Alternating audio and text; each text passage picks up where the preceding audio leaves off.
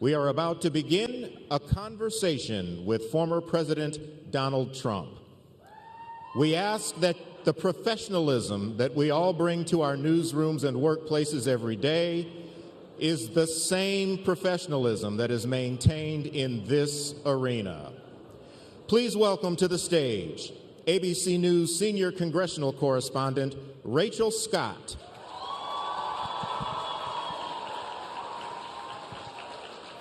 Semaphore political reporter Kadia Goba.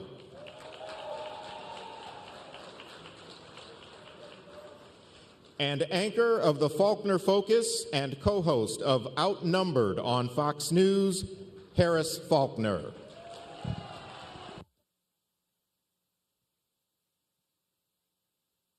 NABJ. Mic's on? Hear me? There we go. Test, test, test. Good afternoon, NABJ, and welcome to a conversation with former President Donald Trump. This discussion continues a decades-long tradition during election years of inviting journalists to discuss the policies and their impact with the candidates who are running for president, and the impact of those policies, especially in Black communities. Former Presidents George W. Bush, Barack Obama, and Bill Clinton have attended the NABJ conventions either as presidents or as presidential candidates in past years. NABJ is currently in conversation with Vice President Kamala Harris's team to schedule a Q&A either in person or virtually in September. As journalists, we use opportunities like these both to inform our reporting, but also to help voters understand the choices that they face in a consequential and historic election year. NABJ has partnered with PolitiFact to fact-check this conversation in real time. You can access that feed on social media using the hashtag NABJFactCheck. Again, the hashtag is NABJFactCheck. We have a lot to get to, and we do not want to waste any time, so let's bring out the former President of the United States, the Republican nominee for President, former President Donald Trump.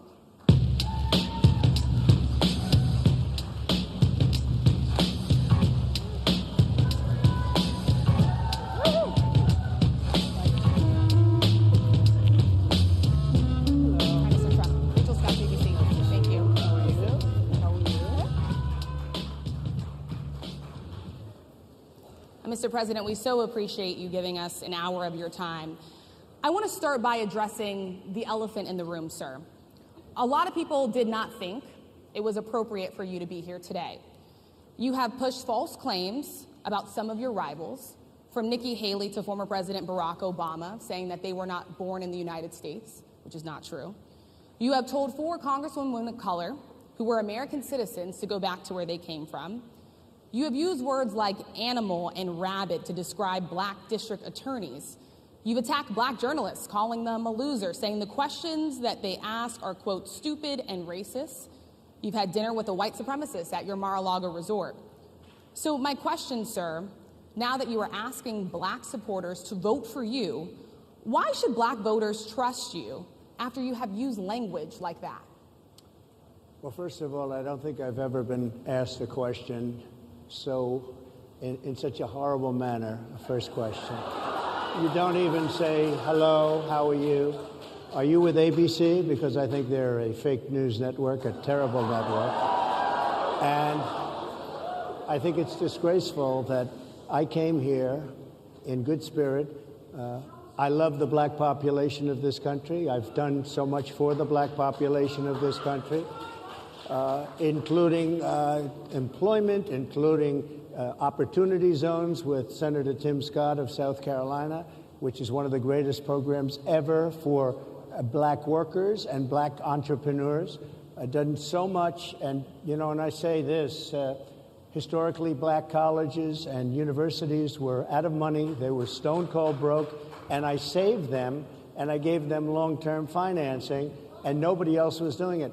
I think it's a very rude introduction. I don't know exactly why you would do something like that. And let me go a step further. I was invited here, and I was told my opponent, whether it was Biden or Kamala, I was told my opponent was going to be here. It turned out my opponent isn't here. You invited me under false pretense.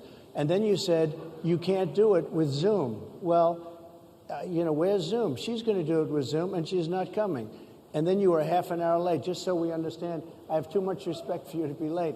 They couldn't get their equipment working or something was wrong. Mr. President, I would love if you can answer the question on your rhetoric and why you believe that black voters should trust you with another 4 years. I have been the best president for the black population since Abraham Lincoln. That's my answer. Better than President Johnson, who signed the Voting Rights Act? And for you to start off a question and answer period, especially when you're 35 minutes late because you couldn't get your equipment to work, in such a hostile manner, I think it's a disgrace. Let me just ask a follow-up, sir, and then we'll move on to other questions here. Some of your own supporters, including Republicans on Capitol Hill, have labeled Vice President Kamala Harris, who is the first black and Asian American woman to serve as vice president and be on a major party ticket, as a DEI hire. Is that acceptable language to you? And will you tell those Republicans and those supporters to stop it? How do you define DEI? Go ahead. How do you define diversity, equity, inclusion? Okay, yeah, go ahead. Is that what your definition? That is give me a literally definition the then. Would you give me a definition DEI. of that? Give me a definition of that. Sir, I'm asking you a question, a very direct question. Define it for me, if you would. I just defined it, sir. Do you believe that Vice President Kamala Harris is only on the ticket because she is a black woman? Well, I can say no. I think it's maybe a little bit different. So I've known her a long time indirectly, not directly very much. And she was always of Indian heritage, and she was only promoting Indian heritage. I didn't know she was black until a number of years ago when she happened to turn black, and now she wants to be known as black. So I don't know, is she Indian or is she black? She has always identified as a black woman. She went to a historically black college. I respect either one, but she obviously doesn't, because she was Indian all the way, and then all of a sudden she made a turn, and she became a black person. Just to be clear, sir, do you believe that I think somebody should look into that, too, when you continue in a very hostile, nasty tone. It's a direct question, sir. Do you believe that Vice President Kamala Harris is a DEI hire, as some Republicans have said? I really don't know. I really don't know. Could be. There are some, and there are plenty. I know this lady right over there, Harris, is a fantastic person who just interviewed me at length. And we had a great interview, I think, and I heard you got very good ratings on that interview. You told me it was the longest one of your life, so we had a good discussion. Look, I want to talk about why you're here today. I mean, it is not lost on us how divided we are as a country. And as you were coming today, we really got to see that we are divided along the lines of race, along the lines of gender. And there is this question of, in this moment where we are, why come here? What is your message today? My message is to stop people from invading our country that are taking, frankly, a lot of problems with it. But one of the big problems, and a lot of the journalists in this room I know and I have great respect for, a lot of the journalists in this room are black. I will tell you that coming from the border are millions and millions of people that happen to be taking black jobs. You had the best. What exactly is a black job, sir? A black job is anybody that has a job. That's what it is. Anybody that has a job. All right. And they're taking the employment away from black people. They're coming in, they're invading. It's an invasion of millions of people, probably 15, 16, 17 million people. I have a feeling it's much more than that. And everybody's been seeing what's happened. The first group of people, the black population, is affected most by that, and Kamala is allowing it to happen. She's the border czar. She's the worst border czar in the history of the world. There's never been a border czar like this. She's never even essentially been. She said she was there once, but not the right part of the border. So she was a border czar. She's done a horrible job. These people are coming into our country, and they're taking black jobs and Hispanic jobs, and frankly, they're taking union jobs. Unions are being very badly affected by all of the millions of people that are pouring into our country. And one thing, as we discussed, many of these people are coming in from mental institutions, from prisons, from jails. They're gang members in other countries. Other countries are setting loose their prisoners. They're opening up their prisons and their mental institutions, and they're taking their bad people, drug dealers, gang members, and they're bringing them into the United States. And by the way, their crime rate is going down, and our crime rate is going to be a disaster. Mr. President, I want to get into how you address some of the issues with black communities. And I say that plural because we live in communities of color that are different. We're not all the same. We don't vote the same. We don't think the same. Sure. It's not monolithic. So as you come here today, I want to talk about something that bursts, and this is the weight of the inflation on this country right now. The nonprofit Money Management International recently released data from its mid-year analysis that we have found a 52% rise in people who are seeking counseling for being in credit debt. They're paying for food that is sky high on their credit cards, and now they can't pay that off. The credit counseling nonprofit MMI, as I said, is saying now that they've seen surges that they haven't seen since we were in a pandemic of people in financial trouble. Much of that falls on the shoulders of single moms, single black moms, when you look statistically. Yeah. How do you turn it around? What's your plan for the black community when it comes to money? So, first of all, it's very hard to hear you for whatever reason because of the fact that they have bad equipment, because I guess, this woman was unable to get the right equipment. But it's very hard for me to hear you, but I can hear every other word. It's very difficult, actually. But so I don't know if they can fix it or do something with it, but I'll do the best I can with it. The inflation is absolutely destroying our middle class, our working class, virtually every class. Inflation is a disaster in our country. Inflation is a country buster. It breaks every country. And we had, in my opinion, the worst inflation we've had. They say it's 58 years, but I think it's much more than that. It's been devastating. And if you just take a look at a lot of things they don't include, like interest rates. Interest rates went from 2.4% to 10%, and you can't get the money.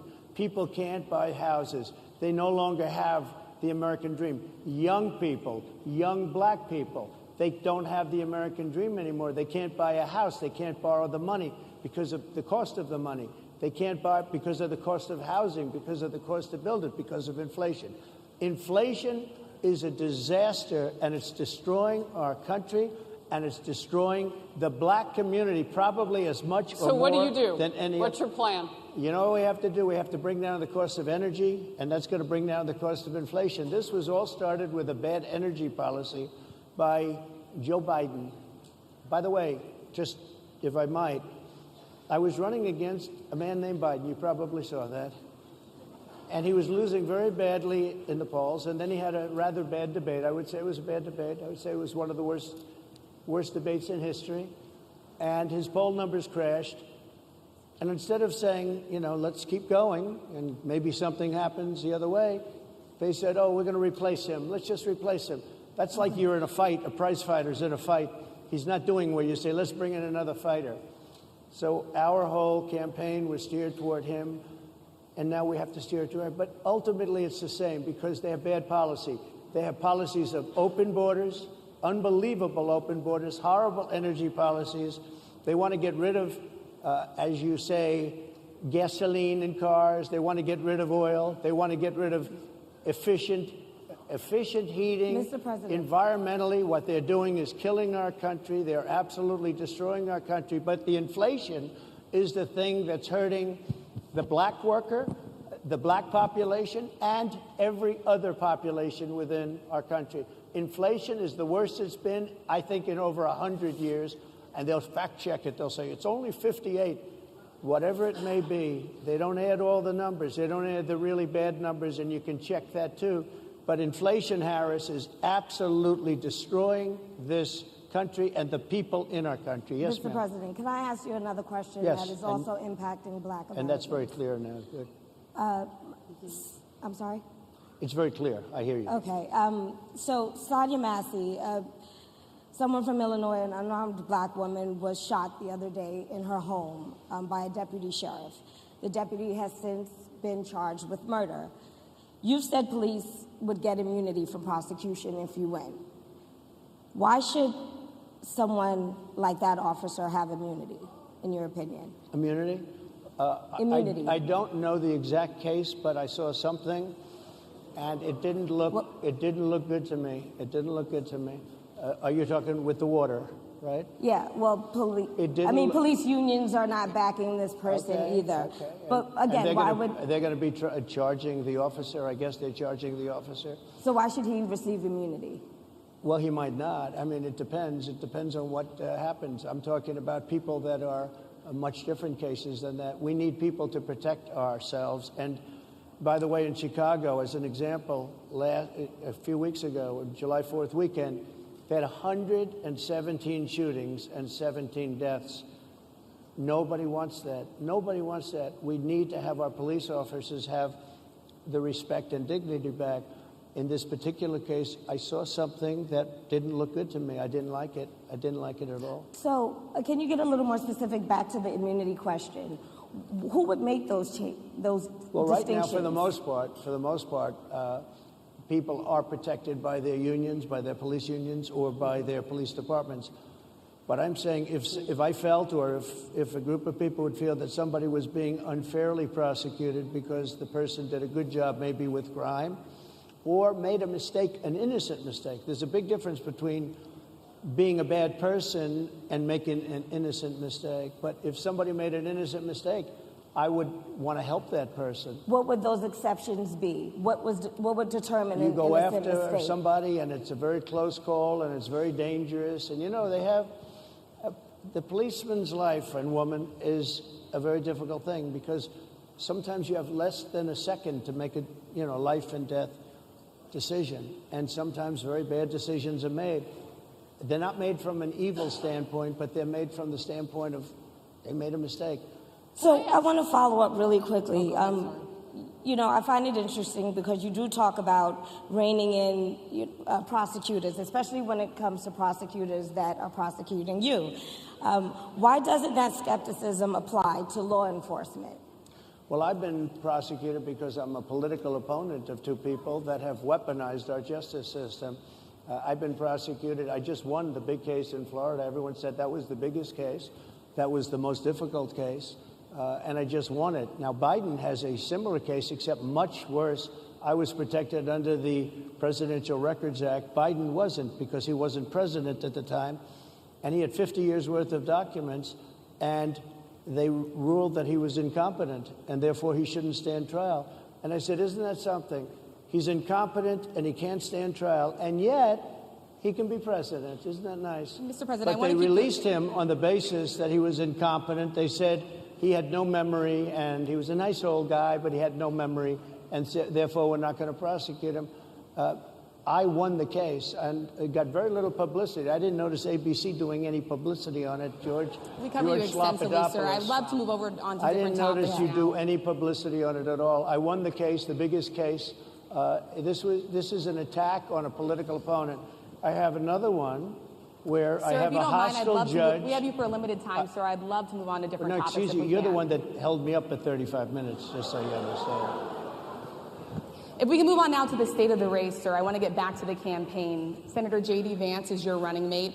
He's had a lot of controversy lately, and I want to read you a few things that he has said in the past. He said the Democrats running the country are a bunch of childless cat ladies who are miserable at their own lives and the choices they've made, and so they want to make the rest of the country miserable too. He's not talking here about how great it is to be a parent. He's attacking what he says are the choices people are making to not have children. Did you know that he had these views about people who do not have children before you picked him to be your running mate, and do you agree with him? No, I know this. He is very family-oriented, and he thinks family is a great thing. That doesn't mean he thinks that if you don't have a family, it's not. I know people with families. I know people with great families. I know people with very troubled families. And I also know people with no families. They didn't meet the right person. Things happen. You go through life, you don't meet the right person. But he's not just talking about families here. He also says that people that don't have children should get less votes than those that do. I'm just speaking for myself. Is that your campaign I think position? I'm speaking for him, too. He strongly believes in family. But I know people with great families. I know people with not great families that don't have a family.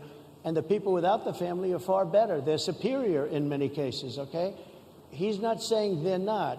What he's saying is that he thinks the family experience is a very important thing. It's a very good thing. But that doesn't mean that if you grow up and you grow older and you don't meet somebody that would be wonderful to meet and would have been good, that that's a bad thing. He's not saying that. My interpretation, you'll have to ask him, actually, but my interpretation is he's strongly family-oriented, but that doesn't mean if you don't have a family, there's something wrong with it. Just one last point, and then we'll move on. Just one of the bedrock principles of American life is one person, one vote. Senator J.D. Vance has suggested that someone who has children should have more votes than a person who does not have children. I just want to be clear here. Is that the position of your campaign? Well, no, but it's not something I have ever heard before. I can tell you this. Right now you have illegal aliens coming into our country, many from prisons and many from mental institutions, and they want to give them votes. I don't think they should have votes. They came into our country illegally, and they're taking the vote away from all of the people in this room that have been here a long time, that have worked hard, that in many cases, and you'll see this happening, if I'm not elected, you're going to see it happening. If I am, you're not going to have any problem. But you're going to see it happening a long time. You're going to see the people in this room and people outside of this room are going to be losing their jobs, the people that have come into this country illegally. Mr. President, can we stay with just kind of the state of the race right now? Because I felt like that vice president question, candidate question was right in there with that. So let's talk about J.D. Vance for a little bit. He's had some stumbles out of the gate. I don't know if you're hearing what we hear as reporters, but it's been a tough couple of weeks for him. Why did you choose J.D. Vance? Why did you choose him? And I'm having a hard time hearing, too. I chose him everybody because, out there can, but it's hard I'll tell to you hear. why. I chose him because he's a very strong believer in work and the working man and woman, and especially the working man and woman who have been treated very unfairly, because you have many of them in this room. But you have many of those people, they were treated very unfairly. They worked very hard, and they were treated unfairly. He wrote the book that became a bestseller. The movie became a smash hit. He's a very smart guy without the benefit of having a family that has contacts, like a father that was well-connected. He got into Yale Law School. He graduated in 2 years from Ohio State, summa cum laude. I mean, you take a look at, his career has been an amazing career. He started off at a level with a difficult family situation, very difficult, with the mother and the father and everything else. He ends up going to Yale Law School and was one of the top students, became the head of the Law Journal. I mean, that's an amazing thing. He's a 4-year, he was in the military with great distinction for 4 years. Got out, went into business, became successful in business, very successful in business, actually. Did public offerings and other things. And I have to believe in that. I mean, he's somebody that was born in a rough situation. Most of the people know that situation because it was very well documented in his book. And I have a lot of respect for somebody that can get into Yale and become one of the best students in Yale, that meets a young woman at Yale who was also outstanding, and they get married, they have a beautiful family, but he had he's made himself an amazing life. He then goes to Ohio, lives in Ohio, and he had my endorsement. That helped. But he wins the Senate. He becomes a United States Senator. So he's a United States Senator. And so, Harris, like I respect you for your success, I respect people for their success. The reason I asked the question is because the last time you and I sat and talked was the day that you were shot. We'd been together for much of that day. You left to go to Butler, Pennsylvania, and we didn't know what was next. Yeah. And 2 days after that... I cannot understand. Your microphone I know, is so it is really hard for me to understand you, too. I can understand you perfectly. Because she's closer. I can understand you. I'm happy to hear that, sir. But I can't really understand, Harris. I have a few more questions. Because of the distance, and the mics are really in lousy shape, but I cannot understand Are you asking a question? what you're saying. So what I wanted to say was the last time we spoke, you said some words that were prophetic because I asked you who you wanted to choose for vice president. Yeah. And you said normally it really wouldn't matter what they would bring. You choose somebody that you think has a future, that sort of thing. But you said these words 3.5 hours before an attempted assassination on your life. You told me that bad things happen, Harris. And that's why this decision is important this time. Bad things happen. You said it twice. When you look at J.D. Vance, is he ready on day one? Does he what? Ready on day one, if he has to be. I've always had great respect for him, and for the other candidates too. But I will say this, and I think this is well documented. Historically, the vice president, in terms of the election, does not have any impact. I mean, virtually no impact. You have 2 or 3 days where there's a lot of commotion as to who, like you're having it on the Democrat side, who it's going to be. And then that dies down, and it's all about the presidential pick. Virtually never has it mattered. Maybe Lyndon Johnson mattered for different reasons of what we're talking about, not for vote reasons, but for political reasons, other political reasons. But historically, the choice of a vice president makes no difference. You're voting for the president, and you can have a vice president who's outstanding in every way, and I think J.D. is. I think that all of them would have been. But you're not voting that way. You're voting for the president. You're voting for me. If you like me, I'm going to win. If you don't like me, I'm not going to win. I'm going to get my J.D. Vance question in. J.D. Vance? I'm going to get my J.D. Vance question in. To your point and to Rachel's point, he, has a lot of opinions about childless women like myself or divorced people like yourself.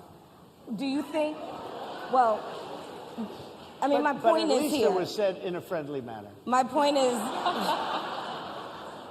do you think the Republican Party is getting a little bit too judgy about people's lives when you think about abortion or when you think about what J.D. Vance is saying? I don't think, look, I think that the Democrat Party is really the one that has the problem. I think they're radical on abortion because they're allowing abortion in the 9th month. They're allowing the death. They're allowing the death of a baby after the baby is born, based on the governor of Virginia. Based on the governor of Virginia, they're allowing the death of the baby after it's born. They're allowing abortions in the 8th and 9th month. Well, Democrats have denied. I think they're right. And I think the Republican Party is actually much less. I think I've made them much less radical, perhaps. But the Republican Party, what we're doing is bringing it back to the states where everybody wanted it. Democrats, Republicans, liberals, conservatives, everybody wanted abortion brought back. They didn't want Roe v. Wade in the federal government. They wanted it. Everybody wanted it back. But the majority of Americans oppose Roe v. Wade being overturned. They don't know about this. Right now, they're voting. It brought it back to the states. Now, I happen to believe in the 3 exceptions. Ronald Reagan believed with rape, incest, life of the mother. I do. I think most people do. I think most Republicans do also. But if you take a look, right now they're doing, it's an amazing thing, out of the federal government, it's in states, and people are voting. And I will say, Ohio is, let's call it a more liberal version, has been approved. Kansas, the same thing, a little bit surprising to a lot of people. But the people are now voting, and it's taking this issue that's been going on for 52 years and has torn our country apart, and it's giving it to the people to vote on. And they're voting. And many states have already voted. Others are in the process of voting. And it's bringing it back to the people and a vote of the people. And it's not at all radical. And again, you have to follow your heart. I happen to believe in the 3 exceptions. Most people believe in the 3 exceptions. Most Republicans believe in the exceptions. But they don't want to see an abortion in the 9th month or the 8th month. Almost everybody agrees to that. And they certainly don't want to see, in the case of the governor of Virginia, the former governor, I might add, who said, we set the baby aside and then we decide what to do. Meaning, what do? We execute the baby. That's a radical, horrible position. And some people want that. I don't want it. Most people don't. Thank you. Can I just pivot really quickly to another question about, you brought up health, Harris. You're an active man. We see you golfing all the time. But if you win, you'll still be president at 82, which is older than Biden is right now. But not mentally. Look, mentally. Here's the question. He's shot. But most people, I know many people in their 80s and their 90s that are in great shape. Some of our greatest leaders. You look at throughout the world history, the greatest leaders, some of the greatest leaders in the world were in their 80s. But here's the question. Would you consider stepping down if you felt that your health was declining? Or would you? Oh, absolutely. And who would I think I'd know. How would you make that decision? I think I'd know. Look, if I came onto a stage like this and I got treated so rudely as this woman treated me. Oh, my goodness. And I'm fine with it because she was very rude, sir. Very rude. That wasn't a question. She didn't ask me a question. She gave a statement. That wasn't a question. I repeated your statement, sir, actually. You said you would. You would Oh, make absolutely. That decision if I thought that I was failing in some way, I want people to be sharp. I'll go a step further. I want anybody running for president to take an aptitude test, to take a cognitive test. I think it's a great idea.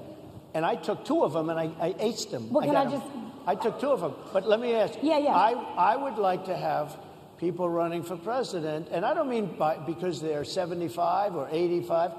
I think anybody running, I'd like to do it. People say it's not constitutional. I would like to have something passed where you can do it. I think we should know. I mean, I've watched what's happened in the last couple of years under this gentleman, and our country is a mess. We have inflation. We have the millions of people falling in. We have Afghanistan, which was the worst, most embarrassing moment in the history of our country. What he has done to our country, and her too, what they've done to our country, she has been a horrible vice president. She's considered the worst vice president in the history of our country. Don't mean to interrupt you, but would you consider taking a cognitive test? Mr. President. I would love to and do make it. it public. Well, I've already taken 2 of them, but I'll do it again. Mr. President, how do you intend to... I suggested, Harris, that let's take one. I said, Joe and I will go and take a cognitive test. Now, I'd do it with her, too. I would do it with her also. You know what? She failed her law exam. She didn't pass her law exam, so maybe she wouldn't pass the cognitive test. Mr. President, are you saying she wouldn't pass? Just to be clear, I'm just giving you the facts. To be clear, you don't think Harris? How do you intend? She didn't pass her bar exam, and she didn't think she would pass it, and she didn't think she was going to ever pass it. And I don't know what happened. Maybe she passed it. She did pass it. There's a man over here. I think he must work for her. Mr. President, I would love to ask you about January 6th. You've called yourself the candidate of law and order. Yeah. When Time Magazine asked you if you would consider pardoning all the rioters, you said, yes, absolutely. Sure. You called them patriots. 140 police officers were assaulted that day. Their injuries included broken bones. At least 1 officer lost an eye. 1 had 2 cracked ribs, 2 smashed spinal discs. Another had a stroke. Were the people who assaulted those 140 officers, including those I just mentioned, patriots who deserve pardons? Well, let me bring it back to modern day. Like about 5 days ago, we had an attack on the Capitol, a horrible attack on the Capitol. You saw the people that were protesting and spraying these incredible monuments, bells, lions, all these magnificent limestone and granite with red paint, red spray paint that will never actually come off, especially in the limestone. It will never, I'm a builder, I know about this stuff. It'll never, you'll see it in 100 years from now. They viciously attacked our government. They fought with police. They fought with them much more openly than I saw on January 6th. What's going to happen to those people? What's going to happen to the people in Portland that destroyed that city? But, sir, my question is on those. What's going to happen to my the people question is that on tried those to rioters who assaulted Excuse officers. Me. You have to would ask, you pardon what's those going to people? happen? Oh, absolutely, I would. You if would they're pardon innocent, those? If they're innocent, I would pardon them. They've been convicted. And by the way, the Supreme Court just well, they were convicted by a very tough system. How come the people that tried to burn down Minneapolis, how come the people that took over a large percentage of Seattle, how come nothing happened to them? How come the people But, sir, we're talking about people that were seen beating officers with flagpoles, dragging them down the stairs. They're on video. Have you seen that video, sir? Oh, really? Well, you would pardon those rioters? They shot a young lady in the face who was protesting. They shot her in the face. You know, nobody died that day. You do know that. But people died in Seattle.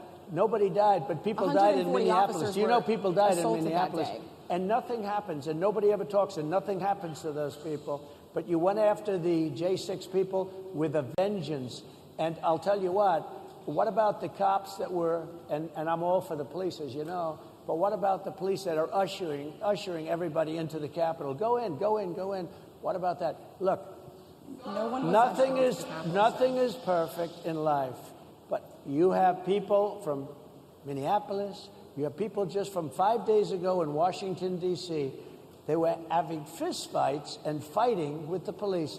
They were spraying and destroying. They were desecrating our monuments in Washington, D.C. 5 days ago, and nothing happened to them. And you can't have 2 systems of justice. That's why they went after me as a political opponent, because they felt they couldn't win without doing that. And we're going to win our cases, and we're going to be vindicated. But I have to spend a lot of time on that and money. That's what they want. After the election, they won't care. Although in my case, I think they probably will because the hatred is pretty deep. But I'll tell you, they went after me as a political opponent. That's never happened in our country before, and it sets a terrible, terrible precedent. What do you do on day one if you win? What's your first thing? What do? I close the border. I do two things, because I can do a lot of things simultaneously. I close the border. We don't want people coming in. We want people to come in, Harris, but they have to be vetted. They have to be checked. They have to come in legally. We want people. I want people to come into our country, but they have to be vetted. They have to be checked. So when you say, what do? That, and I drill, baby, drill. I bring energy way down. I bring interest rates down. I bring inflation way down so people can buy bacon again, so people can buy a ham sandwich again, so that people can go to a restaurant and afford it. Because right now, people can't buy food. Your grocery bills are up 40, 50, 60%, right? She's agreeing to me. Oh, she's agreeing. Thank you. I like you very much. Mr. President, I think we are. But it's true. Your grocery bills are up. And then they're mandating that you buy an all-electric car. You know, Elon Musk endorsed me, and he's a friend of mine. He's a good guy. He's a smart guy. But I'm against everybody having an electric car, okay? I'm very much against that. You have to be able to, if you want a hybrid or if you want a gasoline-propelled car. But, you know, we have more liquid gold, gasoline, oil, under our feet than any other country. More than Saudi Arabia, more than Russia, more than any other country. I want to use it. I want to use what we have. I want to bring down prices, bring down costs, and I also have to stop the invasion. And remember, they're taking your jobs. These people coming in are taking your jobs. Project 2025. I think we have to leave it there by the Trump team. All right. So leave it. That is the last word. Thank you so much, Mr. Trump, for coming today and joining us. Well, thank you very much. They've been telling us. Thank you. Thank you, everybody, very much. Great honor. Thank you, Mr. President. Thank you. NABJ will email about details regarding the conversation with Vice President Kamala Harris in September. Thank you. Thank you very much. Thank you, sir.